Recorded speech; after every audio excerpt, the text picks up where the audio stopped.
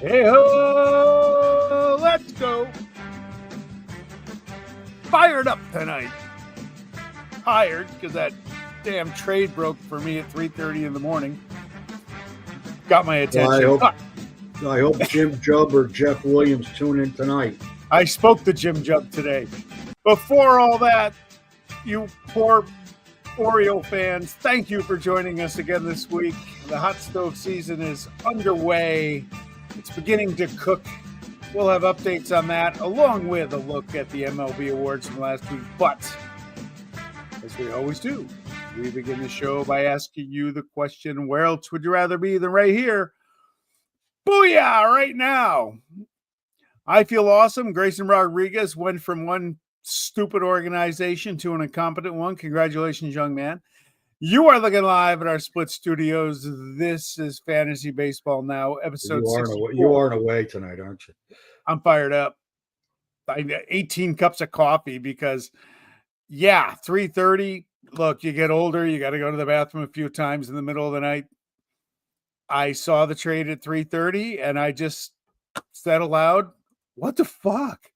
And Mrs. Pugsley is like, what's going on? I'm like, never mind. It's a baseball trade.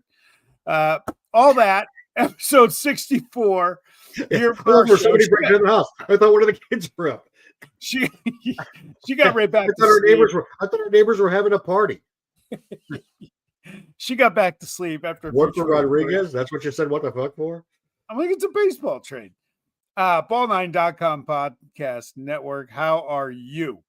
I'm good. Episode 64. 4 in the books as we roll through the off season of Major League Baseball. And when you text me this morning, at whatever time you text me this morning, saying you were going to go off on the Orioles organization, it was going to be early, and I said, nah, he might be sleeping. He was, and then I did check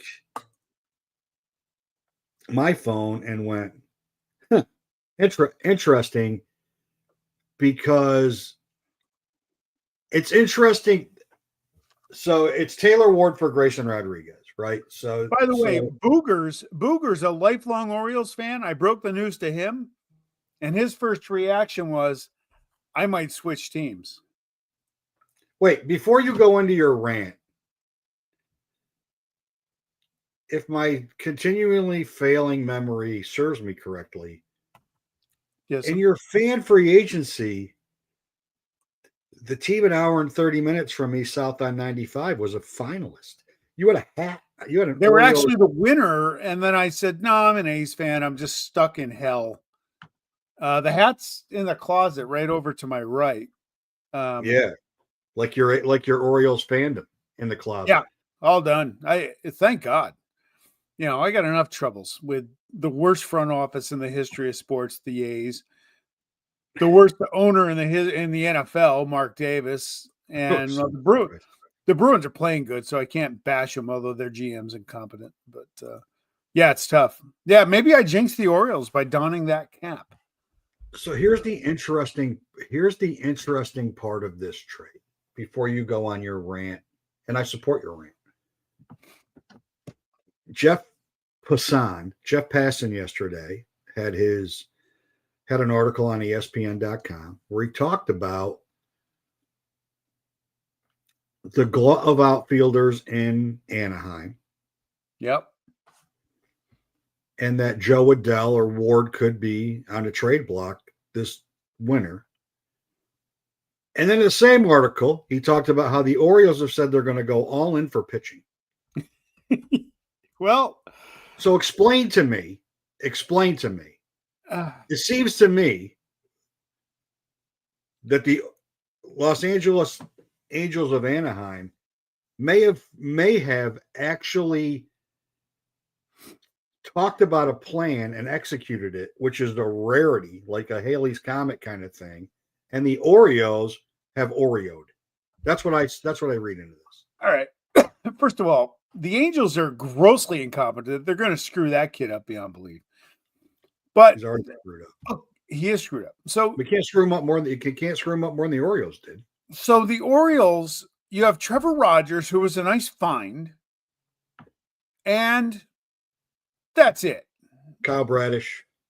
Yeah, okay. So, yeah, okay. And You got and this glut. seemingly Grayson Rodriguez coming back to be the number 2 starter. Yes, that the highly touted guy that we've been hearing about for a few years now. The aforementioned Jim Jubb, I called him today. He goes, "Look, the kid hasn't pitched. He's been hurt. You got to cut your losses." I was like, "Okay, I'm trying to make sense of this." I said, maybe the Orioles see something in his delivery that they view as an uncorrectable flaw that may lead to arm injuries. Maybe. The medicals have to check out, even though the Angels are grossly stupid. They still wouldn't do the trade if the medicals don't work. Maybe. But why would you trade a 26-year-old guy that's been your most highly touted pitching when you need pitching for a 31 going on 32-year-old 225 hitter who, by the way, is in his walk year coming up? Correct. Okay. Yeah. Look, Let's he not had a forget lot of that. homers and a lot of RBIs last year. That's fine. But Gray Rod's got 4 years of team control. They have no pitching. None. So if you read the article, they said they wanted more power in their lineup. They finished 11th in Major League Baseball in home runs last year. 11th. And that's with Westberg and Henderson. Henderson, he played 154 games, but he wasn't great. Westberg missed a shitload of time. Ryan Mountcastle played 80-something games. So did Colton Cowser. Colton Cowser sucks. So I think that's the other part of it. Okay. The other part of it is they have all of these outfield prospects. So Heston Kjerstad's obviously getting traded this offseason, right? Obviously. They've got all these outfield prospects. They're worried about power. They're worried about need it. They're worried about power. They hit 235 as a team last year. Well, Ward's going to help that. Help lower it. They were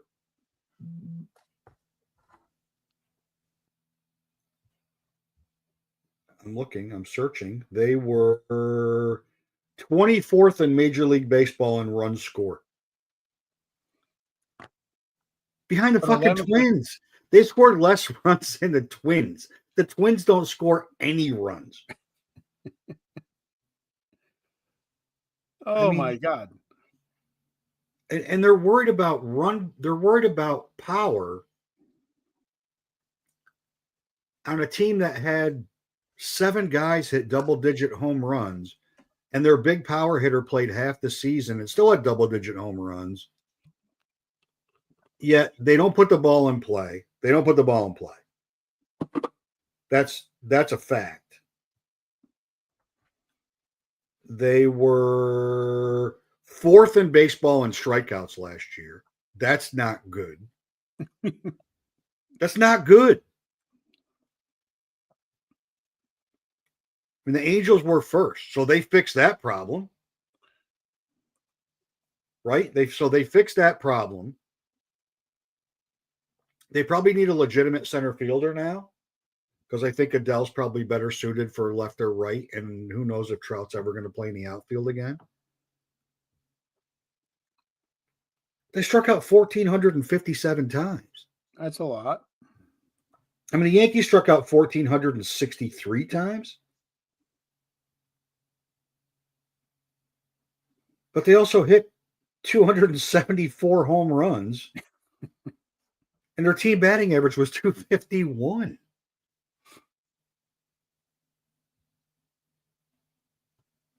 And their team OPS was 787. And the Orioles team OPS was 699. They were 21st. They suck offensively last year. They sucked. Every place that they needed to fix, strikeouts, batting average, run production, on-base percentage, they just traded for a guy that does none of those things. And they enhanced the thing that they were already pretty decent at the risk of trading their top pitching prospect in the last 15 years. It's What insane. if he goes to Los Angeles and he's probably healthy, right? He must be.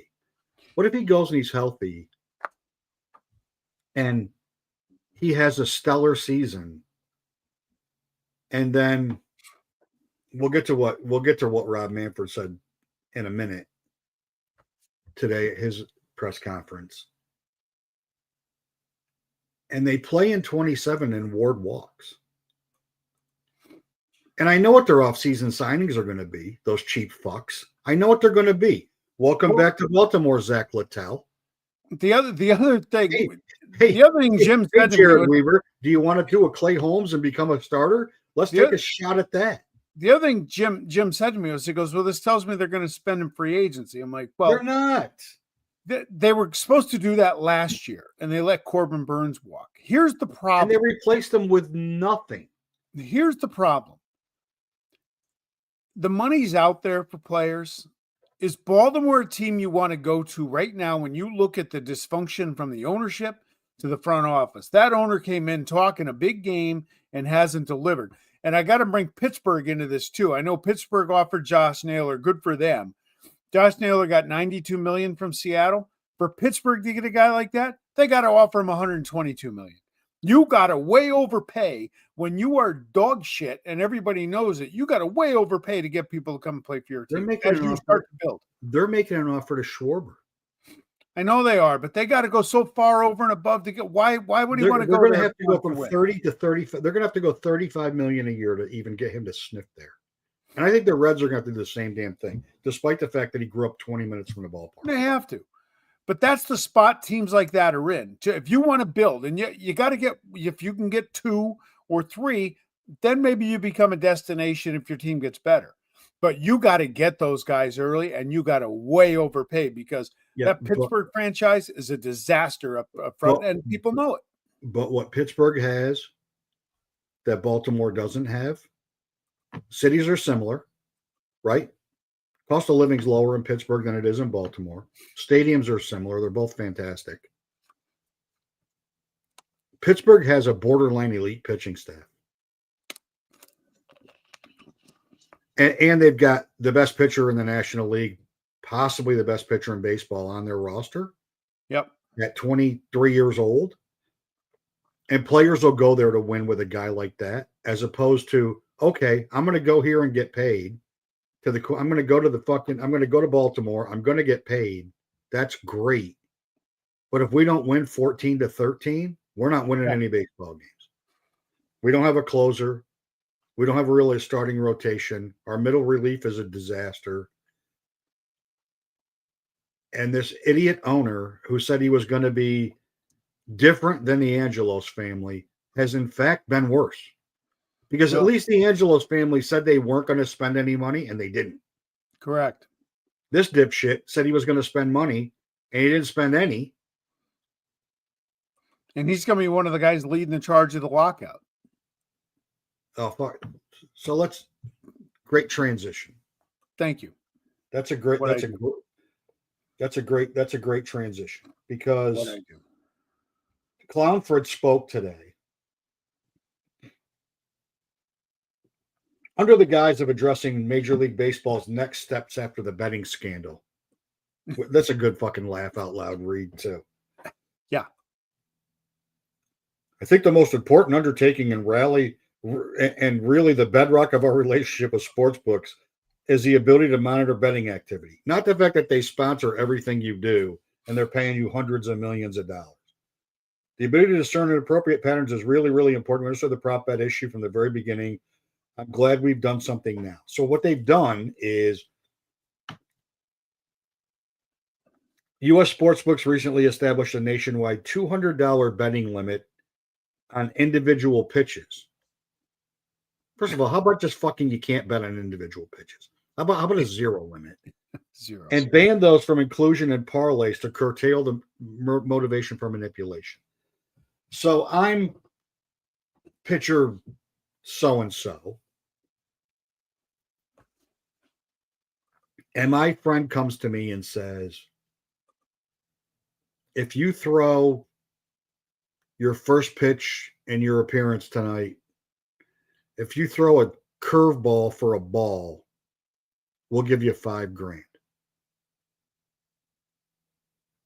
Well, when you can bet 50,000 on that pitch, that's easy to do. Yep. Now I can only bet 200.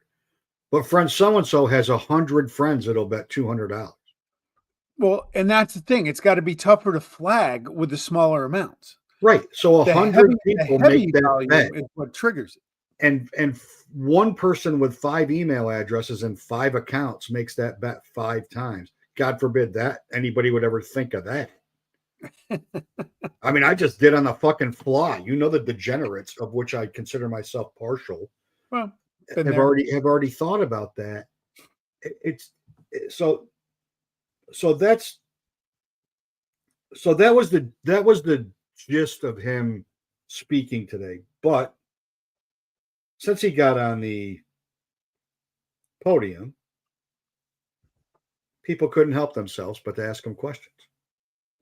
And because he can't help himself, he was compelled to answer, as only Rob Manfred could.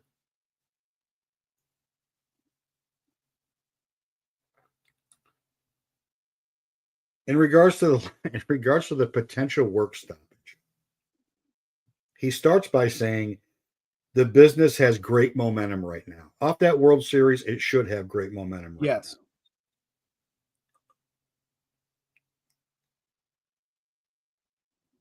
However, he says, what I would say about the issue of competitive balance is we have a significant segment of our fans that have been vocal about the issue of competitive balance, and in general, we try to pay attention to our fans.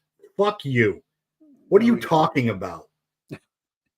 Pay attention to our fans. Would there be a ghost runner if you paid attention to your fans? No. No. There wouldn't be.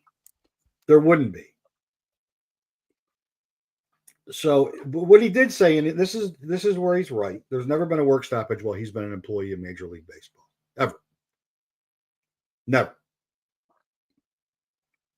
So there's a lot of work to be done in between now and then, and that's my goal. And I will segue and say I did watch The Death of the Expos on Netflix last night. Yeah, how was that? Well, I couldn't sleep. I couldn't even think about falling asleep for an hour and a half because I was so fucking pissed off after watching it. It's phenomenal. I mean, you gotta be able to read because most of the conversations in French. But it was tremendous. It was tremendous. And David Sampson's a dick. And Jeffrey Lurie is a dick. They only fucked up 2 franchises. And John Brochu's a dick. And Major League Baseball sucks balls. And Montreal needs a baseball team back. That's kind of the gist of it. So he also said that the Tropicana Field renovations are progressing really well, and that the Rays will be back there. However, the new ownership is looking for, as we knew, land near Raymond James Stadium to try to build a mega sports complex there. And basically the Sarasota deal's dead. And that was written that was talked about when he bought the team. Yep. The Padres for sale is big news. Yeah, that's you should talk about crapping on the guy's memory. That's really Jimbo's bringing it tonight. Trying to now, you know why? He's trying to deflect from Florida State football. That's why he's bringing it. No, it's not Florida State football because he's a Cowboy fan. Oh. That's why. Well, they had a bye week. They had a scrimmage Monday night. I don't want to talk about it. It's a baseball show. They signed a 6-year agreement between MLB and PitchCom. That joke of a thing. I got to talk in your ear because somebody might steal my signs. And instead of stealing signs, now they're just stealing pitches out of pitchers' gloves. Unbelievable. Unbelievable. Wouldn't talk about the Tower Skaggs lawsuit, which he was probably smart not to do. But if anybody's been following that, that's ugly as ugly can be. And 2 major changes to All-Star Weekend. and then you can tell me if these are major changes. The draft, which previously held its first round on Sunday, will now be on Saturday. Oh, which draft? The MLB draft. Oh, okay. The futures game will move from Saturday to Sunday. Those are the two major. See now you're fucking up my whole July. I got to go back and reconfigure my calendar now. The hell? Those are the two major changes. Year's notice on this. Those are the two major changes to the All-Star game. I need a year's notice if they're going to change the futures game, the date. How about this for an All-Star game? How about we do this for an All-Star game instead? How about the Savannah Bananas? No. Play 4 innings against the American League team and 4 innings against the National League team, and watch how hard it is to get a ticket to the All-Star game. You watch. You're probably right. We've been down that road. 100%. You know I'm right. I'm 100% right. Would it be any different than what we're watching now? Of course, that was the lost episode due to the Ozzy Osbourne tribute that was banned from the internet. But yeah, the Bananas and me just don't mesh. But I'm the minority on that one.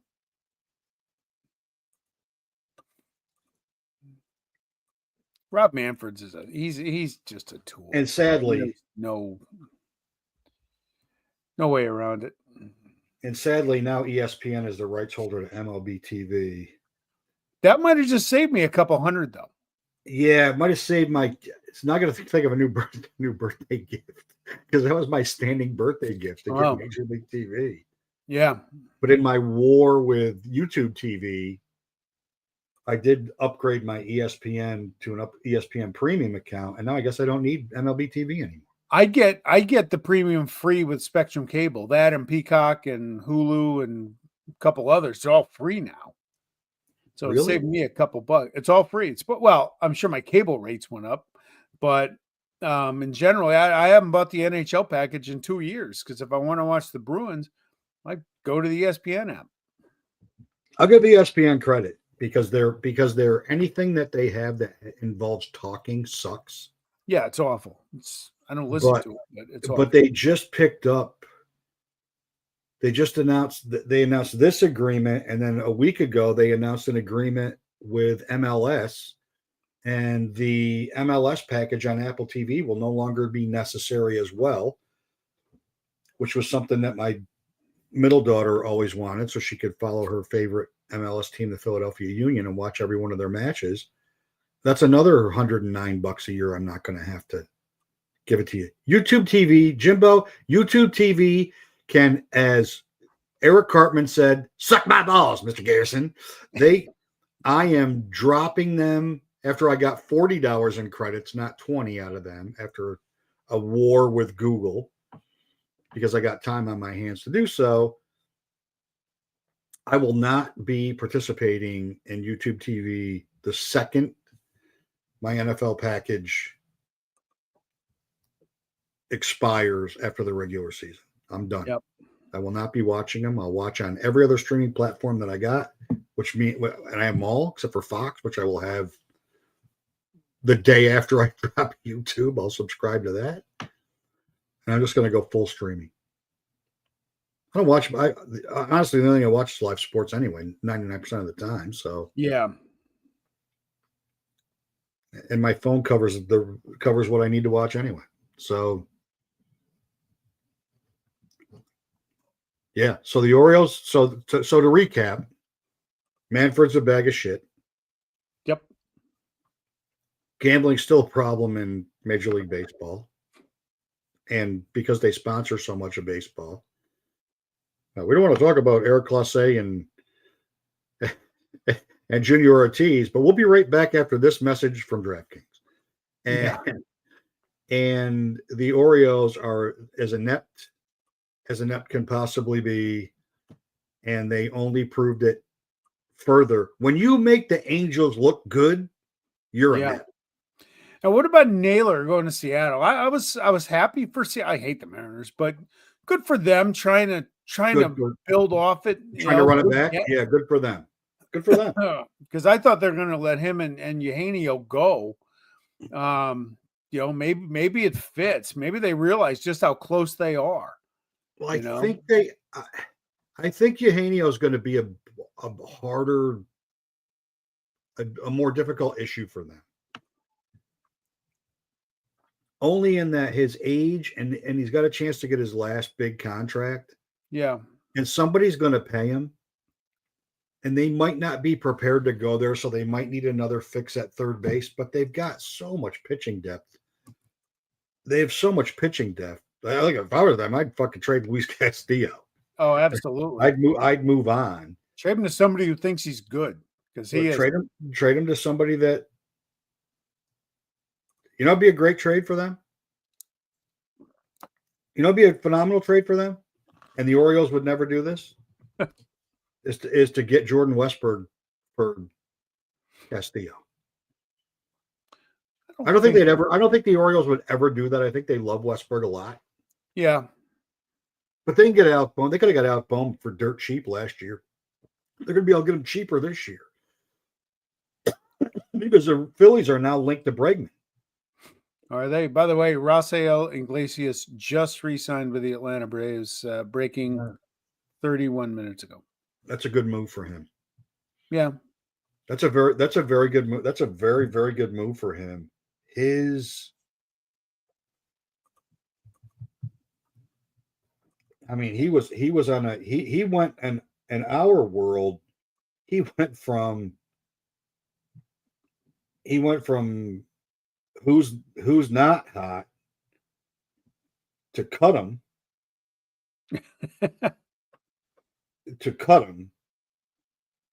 Well, Randy Jones died. Yeah, he did. Too bad. Sorry. Shame, man. He was great. He great. 76. Look him up. Good. Threat to win 30. Good afro for a white guy too. He had a good afro. Threat to win 30 was the headline on Sports Illustrated before the All-Star game in 76. Yeah. That crafty lefty. Yeah, Iglesias had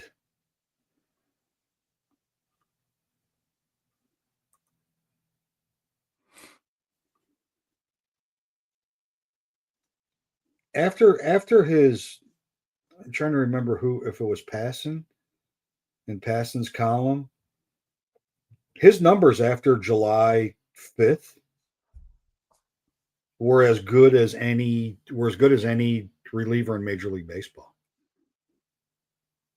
His numbers before July 5th, he should have been released. Yeah. Like he was really, really good.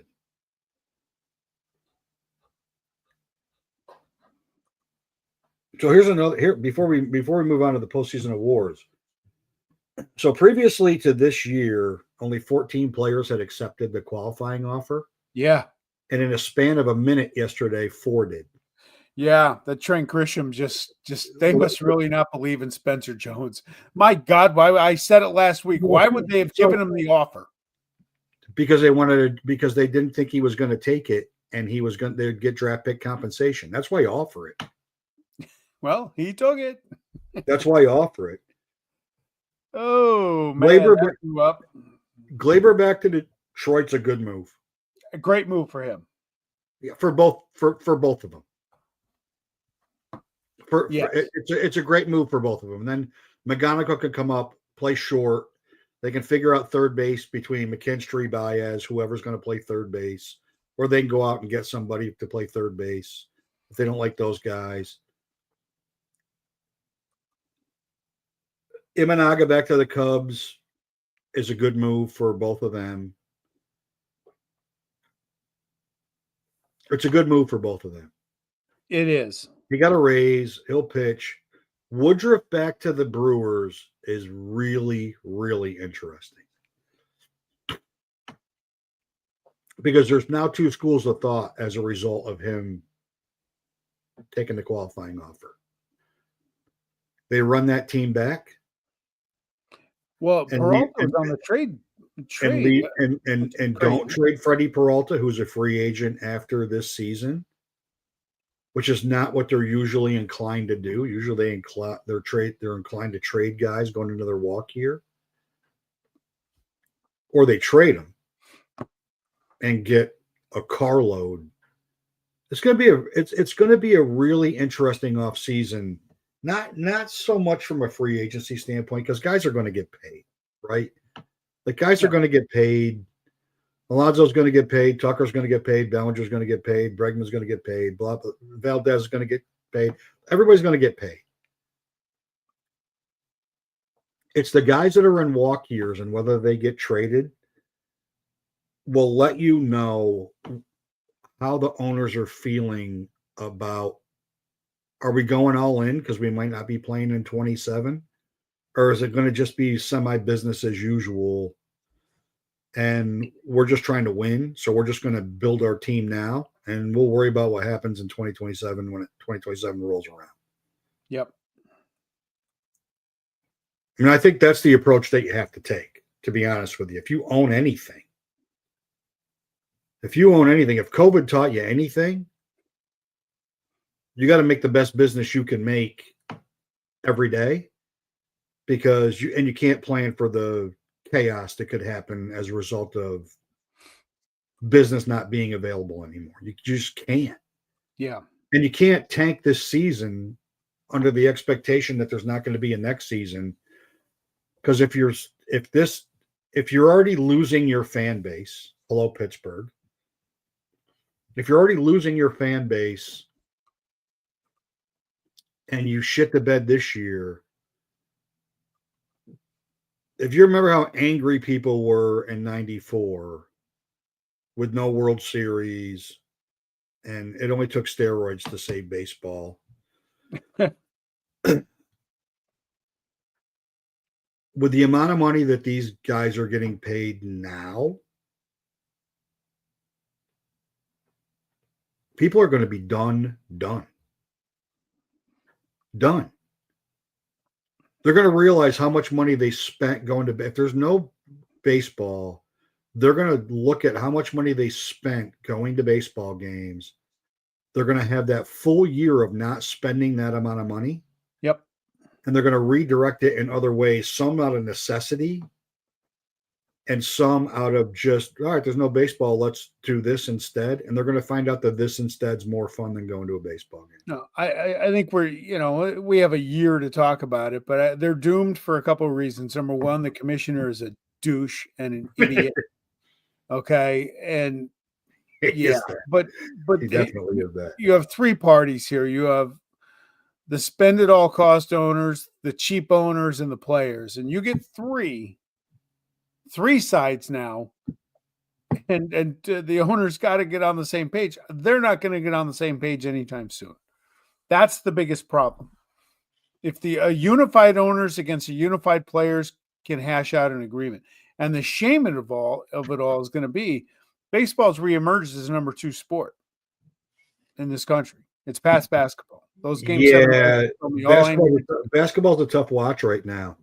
Yeah, basketball's a tough watch. Steve Kerr talked about that today, like the pace and the amount of threes. I mean, basketball's a tough watch, and it's like I still watch it because I like basketball, but hockey's always been fighting. There should be a spike in soccer as a result of the World Cup, but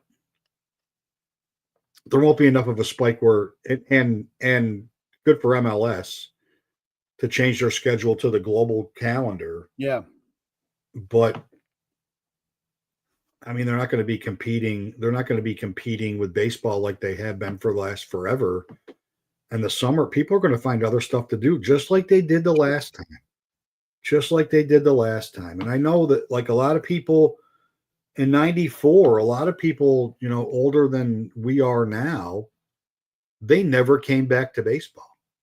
Yeah. They were just done. They were just done. They were completely done. And they never came back. And that, I mean,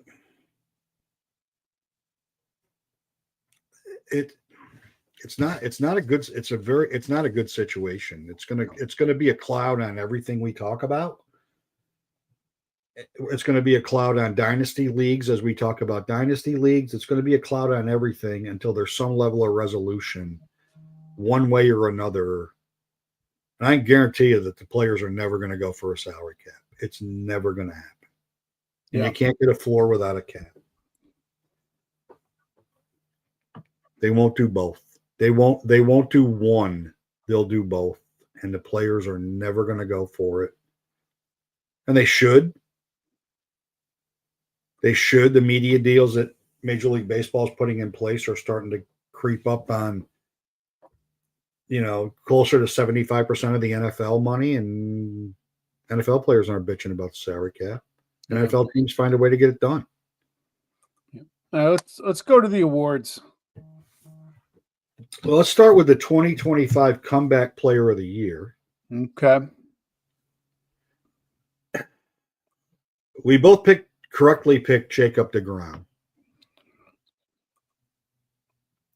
You chose Christian Yelich, and I chose Ronald Acuna. And Ronald Acuna was the National League Comeback Player of the Year. So what occurred to me when I was thinking about this is, if you think about players that have won the Comeback Player of the Year over time, they're always stars. They're always star players that missed most of the previous season and then came back. It's not some random guy.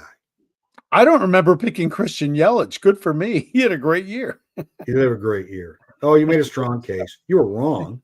I should write this stuff down. You should write this stuff. Maybe you should pay attention during the show. I pay attention. I just don't remember what I say sometimes.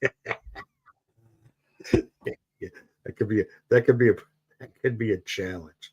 Now you know why my wife is driven crazy incessantly.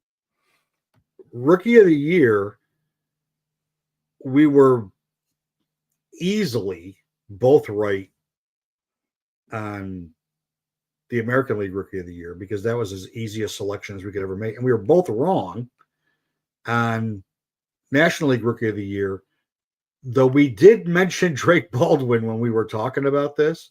Yeah. If you put Drake Baldwin's little head above Cade Horton and Caleb Durbin, then that's the order. Okay. The Brewers had 4 players get votes for National League Rookie of the Year. They were stacked in that. That's fucked up, man. Yeah, that's crazy. That's insanity. They had 4 players get votes for National League Rookie of the Year. 4. Holy cats. So they're good, and they're going to be good. They're going to continue to be good. And they're going to continue to be good because of that guy right there. You were right. You were right. I believe you shouldn't have been right. I was wrong. I believe I should have been right. I don't have anything against Stephen Vogt. He did a fine job. I don't feel he did a better job than Schneider did. I thought Schneider deserved it. The Indians were the guard. Excuse me. I said Indians. You can call them the Indians. It's okay. They were worse than last year. Here's why he won it. And I think Schneider should have won it, though I picked Vogt, because voters remember kind of what they're left with at the end. And it was Cleveland's mad dash. It's like I'll go to. You're right about that. From August 15th on, they were as good a team as there was in baseball for a month and a half. I'll give you a boxing analogy. Remember that sport, boxing? Sugar Ray Leonard was virtually unbeatable. Is that when 2 guys used to get in the ring with gloves on and they couldn't bite, and I'd have punch, throw elbows, high knees? People in my studio apartment with a keg of beer every time there was a fight on in my illegal cable descrambler. Sugar Ray Leonard used to win a lot of his fights because he would coast through the first 2 minutes of each round and turn it on in the last minute because he would leave the judges with that memory of what he did in the final minute. Yeah. And that's why Stephen Vogt won. Schneider did a better job throughout the course of the year. There's no question about that. But Schneider was also my first choice. He was my second manager to be fired.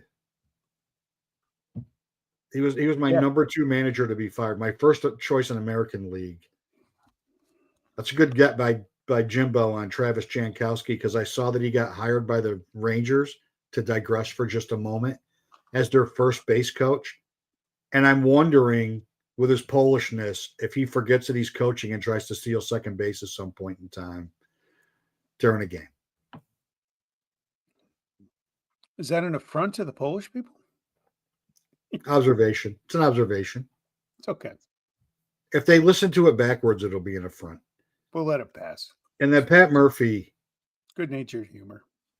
I mean, Pat Murphy is...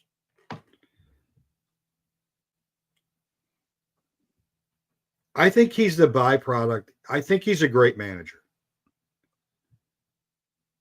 But I also think he's a byproduct of a tremendous organization. Yeah. Because remember how great of a manager Craig Counsell was when he was in Milwaukee?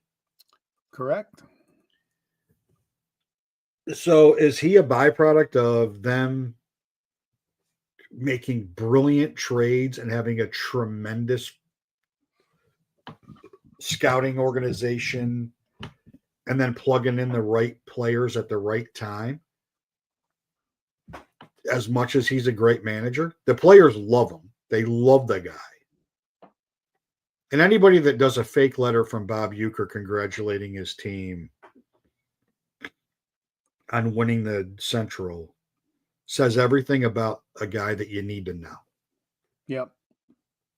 Right. I mean, like, to construct that letter, make it sound like it was from you, to keep that tie going, just let you know. He's just a solid dude, man. He's just a solid guy. And he's a really good manager. And they're a good team. And they're not, like, as I said, when you got that many guys in the AL and the NL Rookie of the Year award voting, they're not going away.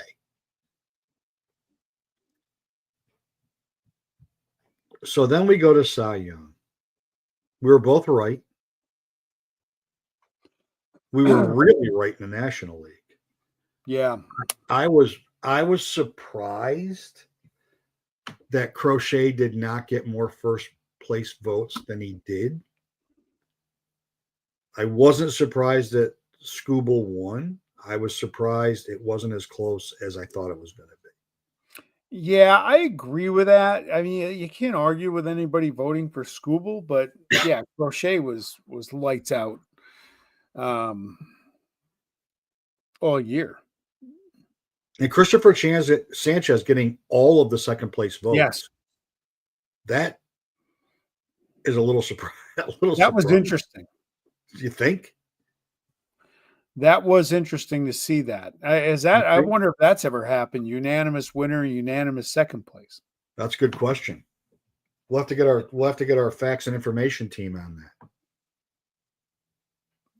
Once we find them. Chat GPT. That'll be our. And then this is my favorite one. This is my favorite one. National League, no shit. I mean, really, it wasn't even close. American League, fuck you, Cal Raleigh. Oh, come on. The big dumper. How about the big dumper? He deserved to win. Except he didn't have as good a season as the guy that did. Yeah, It's look, the same conversation, and I'm like, this historic from a catcher. How many innings did he catch? Nobody gives a shit. Nobody cares. Look at the production in every single offensive category. Comparison, like category by category, comparing the two. Raleigh hit more homers. Raleigh drove in more runs. Every single other offensive category, Judge blew him out of the water. Yeah, Judge winning the batting title made it difficult for me to pick Raleigh, though I still did. It was hard to argue with that. I mean, they both had historic seasons. They did. They both did, but you can only have one winner. But you can only have one winner, so the Raleigh argument he had a historic season, and for a catcher, he had the most historic season. Yes, Raleigh has to regress. I mean, he has to. But I don't think his regression is going to be based on early season ADP drafts. I don't think anybody thinks he's going to regress that much.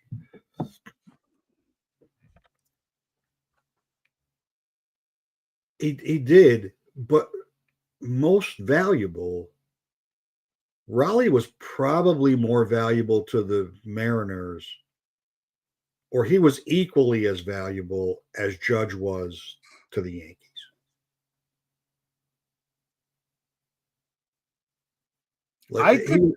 I could live with the argument if people said Judge is more valuable to the Yankees. Raleigh had more help.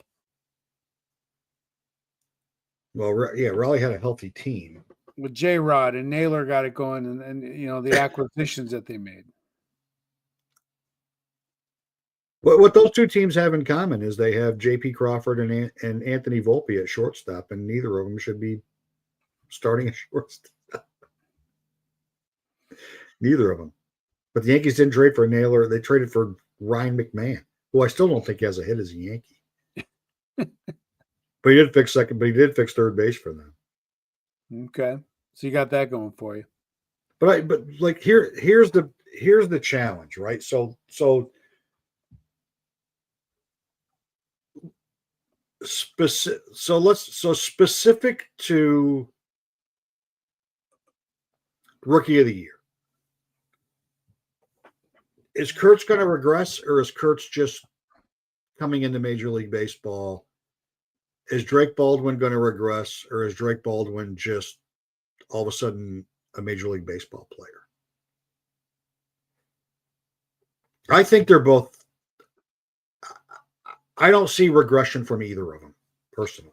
I agree with you. I with Kurtz, I thought about this. I kind of thought this question might come up. No, I think Kurtz, what I liked about him, what people may not realize is it took him, I think, 17 games to hit that first home run. He didn't come up and just go crazy. It took him a little while. No.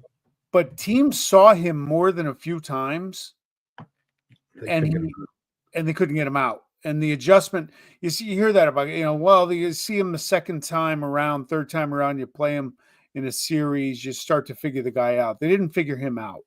I don't see a regression from him. They didn't figure Drake Baldwin out either. And their lineup was no great shakes this year. They had a lot of down years from a lot of guys. Yeah. And then Sean Murphy started hitting eventually after he got healthy, and they found a way to keep them both in the lineup. Yep. Much to the disgruntledness of Marcell Ozuna, but yeah, let him be disgruntled. He's going to be disgruntled on somebody else's team next year. So then, Cy Young Award. I don't think you can. I think you have a better chance of predicting regression for guys that finish behind them than these two guys. I think these two guys are just getting better. You know what? I thought last year was Skubal's best year, was going to be the best year of his career. I was wrong. I don't think we've even scratched the surface with Skeens yet. As great as he has been. No. I mean, Mike, could you imagine if he's pitching on a team where it'd be a little easier for him if he didn't have to shut everybody out every start? Well, put him on a team where that's not last in Major League Baseball and runs scored. Is that what you're saying? I mean, yeah. That he's got to pitch differently. Maybe it makes him better. I don't know. Maybe it makes him better knowing if he gives up one run, he might lose the game. Like, I mean, I'd like to say Christopher Sanchez is going to regress, but beginning with post All-Star break last year through this season, he is what he is at this point. He is what he is. I think Freddie Peralta is a regression candidate. I don't think Crochet's a regression candidate. He's an injury candidate. That's what scares me about him. I don't think Fried's a regression candidate because he's been like this except for when he was hurt his entire career. So I think when you look at the top 3 or 4 in both leagues, they are what they are. Like they are what they are. I mean, like last time Judge won an MVP, I traded him because I thought he was going to have a regression year, and I was wrong. I did the same with Scooble last year. We did trade him for Soto, who I then traded again. And clearly Ohtani's not going to regress. I mean, clearly. No, he's on. He didn't steal as many bases this year. Whatever. He set the Los Angeles Dodger / Brooklyn Dodger team record for runs scored. Like when you set a team record on a team that's been around for a gazillion years with the litany of Hall of Fame players that they have in their friggin' history, it's pretty good. It's not bad. It's pretty good. It's not bad. Like both those guys get mentioned with names that you're like, wow, that's pretty good. That's pretty good. Like 3 MVPs when you're mentioned with Mantle and Berra, those are pretty historic names in Major League Baseball. Yes. But you play on those franchises. For you to have seasons like they both had, and they talk about how historic the seasons were, and then the names that they mentioned in comparison with teams that have been around for that long. And Scuba would be the same with the Tigers, and Skeens would be the same with the Pirates, frankly. Right? Teams that have been around since the early 1900s, and you think about the litany of players that those teams have in the Hall of Fame, and the vast history and the great history of those organizations, and those players' names start get to mentioned with those players, you're like, yeah, these are kind of historic seasons. Let me ask you this with Judge. 368 career homers. Is he an automatic Hall of Famer yet? No. I mean, 3 MVP. Well, we talked about Dale Murphy last week. 3 MVPs. We talked about Dale Murphy last week. 294 hitter. I'm reading the stats. Steal some base. I mean, 3 MVPs speaks for itself. And he got fucked out of 1. Oh, absolutely. Yeah. Should be 4. He should have 4. He got totally screwed out of 1. I mean, he got screwed. I mean, right now, obviously if he gets through any sort of seasons healthy, he's going to eclipse 400 easy next year. I mean, if he plays 5 more years, that's a minimum 150 home runs. Yeah. So he'll be in a 500 home run club, and there's nothing to think that he might not be in that in 3 years.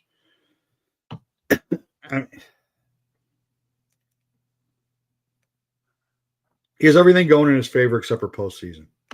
Yep. And the guy that's on the fringe, who we all believe has to get the 500 home runs to even get considered, despite the fact that he has an MVP award, Giancarlo Stanton, his postseason stats might vault him as a Hall of Famer. I mean, Judge had a tremendous postseason this year, just not power. Yeah.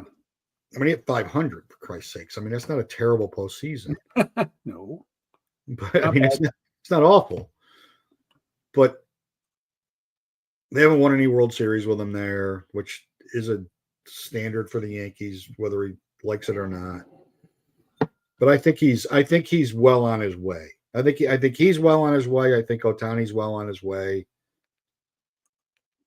I think it's way too soon for Scooble and Skeens to even have that conversation. Too soon for those guys. I think Judge. But they're trending for sure. But they're definitely trending, right?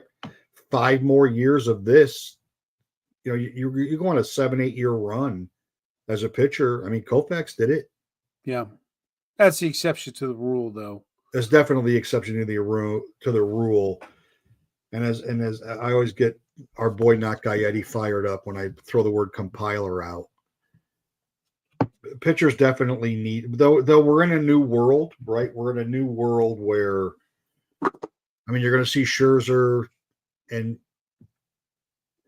I mean, you're going to see Verlander probably get to 300 wins. If he's going to sign someplace. He may end up back in San Francisco. He was good enough after August 1st to deserve a contract someplace if he wants to pitch. He'll be 43. Yeah, Scherzer's already said he wants to pitch.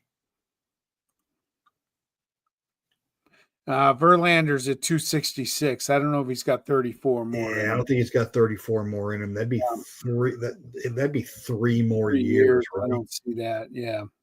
But he get to 275, maybe even 280 if he catches a break. I mean, 275 is not outrageous. He's a Hall of Famer one way, or he's a Hall of Famer no matter what. Scherzer's already in. Scherzer's already in. I mean, they're the last of a dying breed. This is what we did talk about this, right? Like Cole's the bridge, and then all these new guys under 200 innings. I mean, these under 200 inning guys, like Zach Littell, when I was reading about free agency, Zach Littell threw 1 more inning this year than Skeens. Wow. And I don't think that wasn't Skeens' choice. I guarantee you that. I mean, I've said it 100 times. I watched every single start. He came out of starts. He was not happy to come out of those games. He came out. He didn't make a big scene. He's not that kind of guy. But you could tell by his body language and a look on his face. He's like, yeah, I can go another 2. I mean, at some point, you got to let pitchers pitch. I mean, you got to let these guys pitch. I mean, and you saw it in the postseason because Scuba was semi-limited in the regular season, but in the postseason, the Tigers just let him go till his friggin' arm fell off, or he was ineffective. There was no worry about third time through the lineup with him. He was just blowing people up.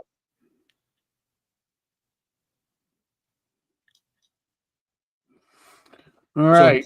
So next week we are breaking for the Turkey Day transition. Feast.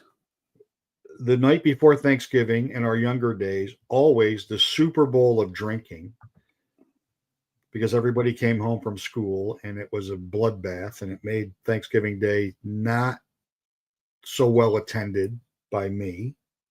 The term obscenely hungover pops into my memory banks. Still got up for football. Still got up for Turkey Bowl Day football. Turkey Day football though.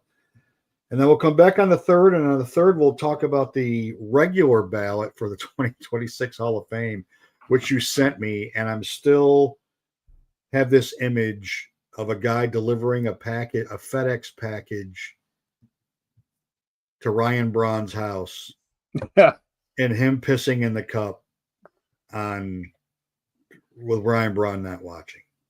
Yep. So then we'll go through. We'll do 2 more. We'll do 3 shows in December. We'll take off for Christmas Eve and New Year's Eve, and then we'll come back in January and we'll start doing position. We'll do prospects after next week, both leagues, and then we'll do positions, and then we'll do our must and do not draft for each in our predictions by division going through. As we close into February, we'll talk about where players are in ADP. We'll look at NFBC. We'll look at CBS Sportsline, and we'll look at where ADPs are as people get ready for the draft. We'll do roster battles. We'll do the do not must draft list as we love to do, and it shows how stupid we are. and then we'll do a round table. Hopefully, we'll get a cast of a cavalcade of stars for our division and World Series predictions, and then we'll recap our draft, which we need to set a draft date for, by the way. We do. Pretty quickly here. Yeah. Got to find a venue to host the draft. 322. Okay. We need to figure out when Easter is. We need to find a venue. Thanks, Bobby. Jimbo, thanks for joining the party tonight. Dallas still sucks. Yeah. Well, it's good to deflect from the go Knowles. Jesus. Well, you're not getting James Franklin as a coach. No, they're going to get Dion. They're not getting Dion. He's like DiCaprio in Wolf of Wall Street. I'm not going anywhere.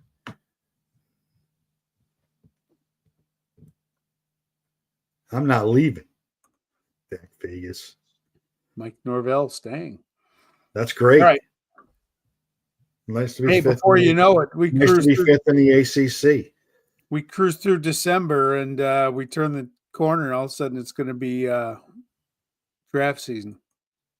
Yeah, and then hopefully we get through. I mean, the December 2nd is the last day for Americana posting day, and I mean, we'll keep up with that as we go along here. And as free agents sign, we'll talk about that, what they mean from a fantasy impact, as always. And we wish you a happy Thanksgiving. Hopefully, Absolutely. Charlie Brown's head explodes in a Macy's Day Parade, or a kid gets dragged down the street by high winds. That's always fun.